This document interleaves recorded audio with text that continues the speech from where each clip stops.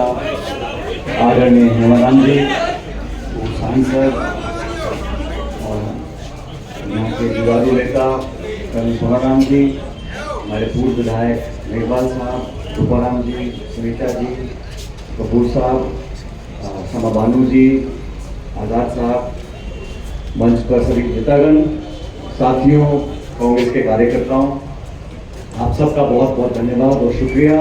आपने मान सम्मान दिया इस चुनाव के माहौल में और आप सबसे मिलने का मुझे मौका मिला, इसके लिए मैं आज़ाद जी का बहुत बहुत धन्यवाद करना चाहता हूँ। चुनाव का बिल्कुल बच चुका है।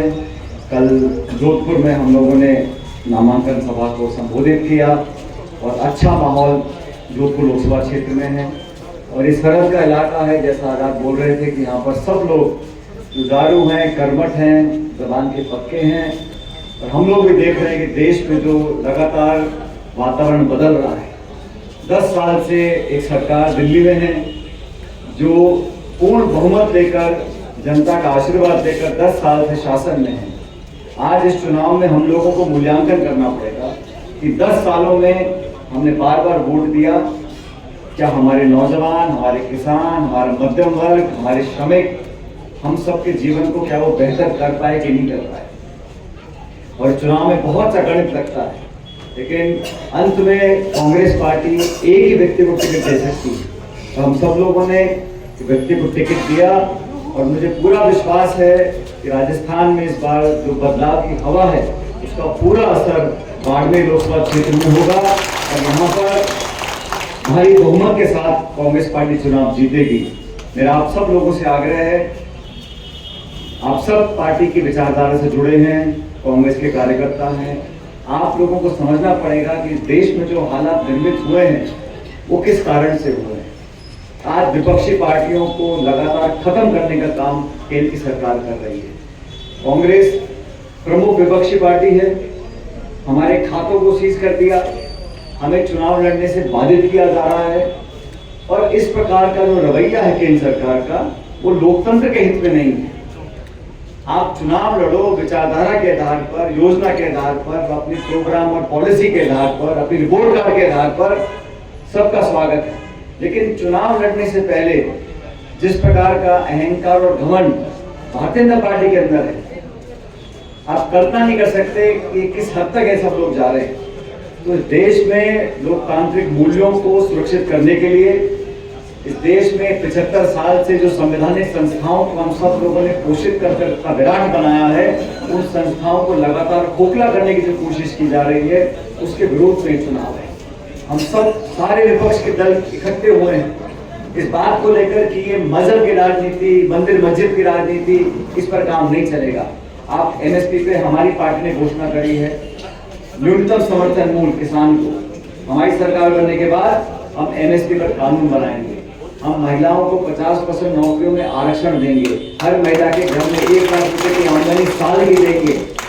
हम तो रोजगार, निवेश, नौजवान, नौकरी, शिक्षा, चिकित्सा, किसान, इस पर चर्चा करना चाहते हैं और इस पर भाजपा चर्चा करने को तैयार नहीं है। भाजपा के उम्मीदवार बोलते हैं हमको देखो ही मत, आप तो फूल को देखो और दिल्ली को देखो। अरे भाई, अब आपको सांसद बनाया है तो आप ही की रिपोर्ट कार्ड मांगेंगे, आपने कितना काम किया, कितना नहीं किया। तो ये जो राजनीति हो रही है 10 साल से, इसके विरोध में कांग्रेस पार्टी और तमाम हमारे सहयोगी दल इकट्ठा होकर आए हैं और ये लोकसभा क्षेत्र बहुत बड़ा है, बहुत सारे हमारे अनुभवी पुराने नेता मौजूद हैं, आप सब यहाँ मौजूद हो।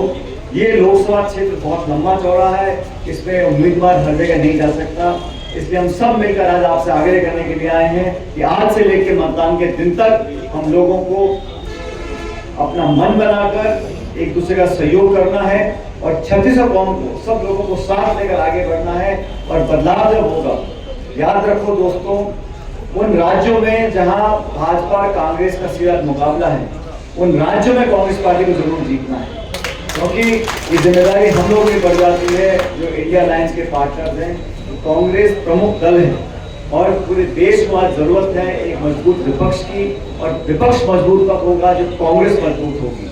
और बाड़मेर में तो यहाँ हमेशा से लोग कांग्रेस को चाहने वाले बहुत हैं और यहाँ पर जो माहौल मैं देख रहा हूँ जोधपुर में, बाड़मेर में, कांग्रेस के पक्ष का माहौल है। और आज मैं बता रहा था हेमाराम जी को, मेरे खुद के क्षेत्र में आज नामांकन भरने जा रहे हैं हरीश मीणा जी टोंक में। तो मुझे यहाँ से बहुत जल्द टोंक जाना है, लेकिन फिर भी मैं कल शाम को बाड़मेर आ गया था, सब लोगों से मैंने मुलाकात करी है और मुझे खुशी इस बात की है कि सब लोग अपने मतभेद भुलाकर कांग्रेस पार्टी के पक्ष में काम कर रहे हैं। और खासकर नौजवानों में बहुत ऊर्जा है, बहुत उत्साह है। इस मुद्दे पर मुझे लगता है कि बदलाव होगा। पूरा देश देखना चाह रहा है कि राजस्थान में क्या परिणाम आएंगे, और पूरी दुनिया देख रही है कि हिंदुस्तान की आवाम, हिंदुस्तान के लोग इस गणतंत्र को मजबूत करने के लिए जागरूक है कि नहीं।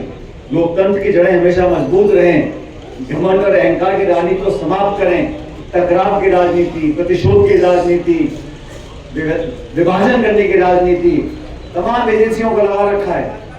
इनकम टैक्स को, सीबीआई को, ईडी को, जो कांग्रेस का व्यक्ति मिले, जो विपक्ष का व्यक्ति मिले, उसको दबोच लो, उसके आवाज को खत्म कर दो। इस प्रकार की राजनीति कोई अच्छा संकेत नहीं है।